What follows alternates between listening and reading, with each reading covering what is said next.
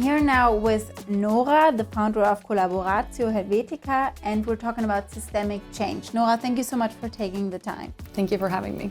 We have a lot of great startups in the German-speaking area around the world that are working hard on products, on changing things, for example, when it comes to sustainability, equality, in a way that you can see, in a very tangible way. Tell me about systemic change and what you do and what your approach is. Gladly. So definitely there are many people working on solutions to the challenges that we're facing, which could be, for example, if we look at plastic technologies and processes to clean up the oceans, right? So to get the plastic out of the oceans.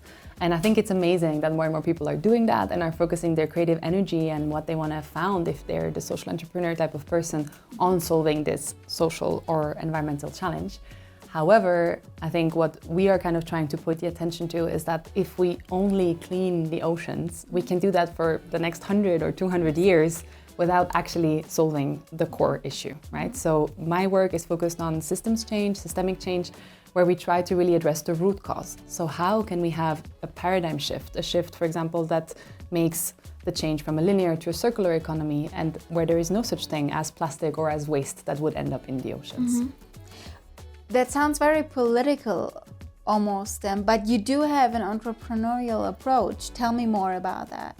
Yeah, definitely. So what we try to do now is that we noticed what's really missing is cross-sector collaboration. So there are really not enough spaces where we come together around the complex issues that we're facing. Because we've kind of seen, I think by now, that politics alone are not able to really solve the issues, right? They're in their own polarization and stalemate. We also see big business really struggling and increasingly, I mean, we've just seen it this week, right? Failing at rates that we completely did not expect, right? Just a few years ago. So there's kind of this question of like, how are we going to solve these complex issues? And there's not one clear answer. So I have to really point out that this is a new field, an emerging field, where the people who are trying this are doing pioneer work, are learning as they go. And so what we offer is to bring the sectors together, to bring collaborators together in what we call social innovation labs.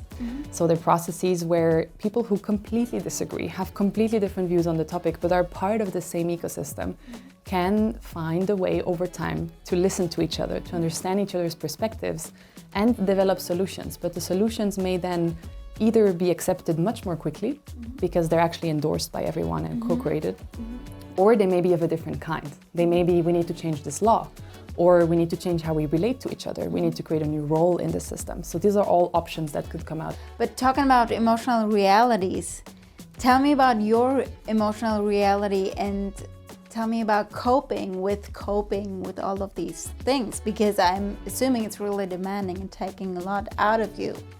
Absolutely. I think most of the people listening to this, if they are, leaders, particularly founders, we know that it's very challenging. We know that the burnout rates of this group of people is incredibly high. And we know that when we combine this with people who do something because they really care about it, because it's a social or environmental issue, it's even higher. And then the added problem when we look at systems change is that the whole context is geared towards symptom fighting, right? That's where the funding goes, that's where the media stories tend to go. A nice exception here, by the way.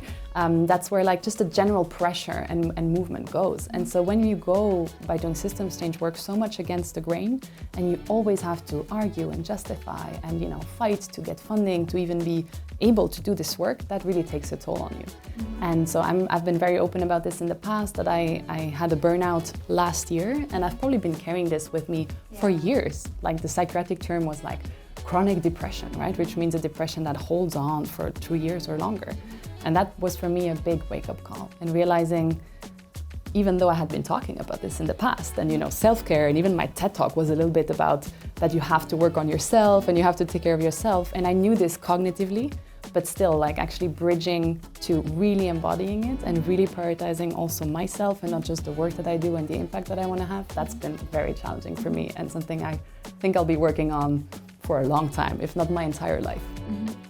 Maybe as a last question, is there any kind of relevant message or a key message that you would like to share with founders, for example, who find themselves in a situation like this, being burned out, maybe having overworked themselves, overextended themselves in a way, maybe even emotionally, maybe I don't know if I can really achieve the change that I'm trying to make, or if it's good enough. Do you have any kind of like message for these people? Yeah, absolutely. I mean, definitely for me, reconnecting to my why really helps. Like reconnecting to why am I doing this work and realizing that I just care, and it's a big part of my identity. Mm-hmm. So that helps re-energize like the process of doing what I do. And at the same time, really also finding community and finding different resources, like different things work for different people. For me, it was, for example, art-based processes, which I'm excited to pursue also in the future. But people might find different things, might find meditation, might find time in nature, right? There's a number of things that help, but to really prioritize that and realize that if I don't do this work, if I don't take care of my needs and also the needs of the people around me, then I cannot sustainably do this work over time. Potentially starting to work with a systemic mindset could also help, because when I look at my system and not just this is my company or my organization and my solution, suddenly new opportunities open up, because I realize I'm not alone, right? The key part of system thinking is understanding we are on the same team. We're shooting for the same goal, and if I know what is my position in that system and what's yours, then maybe I can collaborate with you in a way that creates so many synergies and we're much more efficient. So next to taking care of oneself and really making sure that we are sustainable in the way we do this change work, also learning about systems change and system thinking could potentially be a way where we are able to see more opportunities and kind of be more not just efficient but also joyful and creative as we work towards our shared goals. Thank you so much for sharing, Nora. Thank you. Thank you so much for having me.